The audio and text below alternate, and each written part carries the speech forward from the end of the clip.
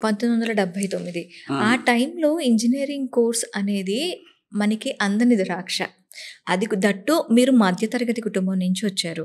మళ్ళీ ఆ ప్యాటర్న్స్, ఆ క్వెషనియర్స్, కట్ ఆఫ్స్ ఇవన్నీ చాలా క్లిష్టమైన పరిస్థితి ఉండేది. ఇంతలా నాలెడ్జ్ అవైలబిలిటీ కూడా ఉండేది కాదు.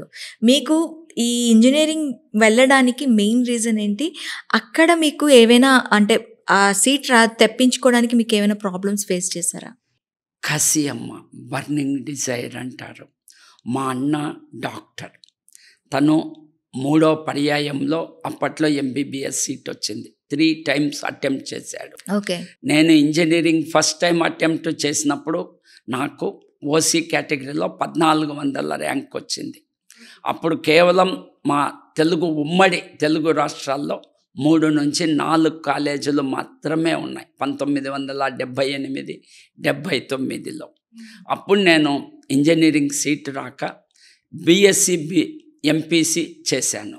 చేస్తూ ఉండంగానే నా తోటి స్నేహితులందరూ ఇంజనీరింగ్ జాయిన్ అయ్యి నేను కాలేదే ఇంజనీర్ అనే ఒక తపనతో మా నాన్న నన్ను నువ్వు చార్టర్డ్ అకౌంటెంట్గా సిఏ చెయ్యి అన్నా కూడా ఆ బలవత్తరమైన కోరికతో నేను బీఎస్సీ చదివిన తర్వాత ఇంజనీరింగ్ జాయిన్ అయ్యాను.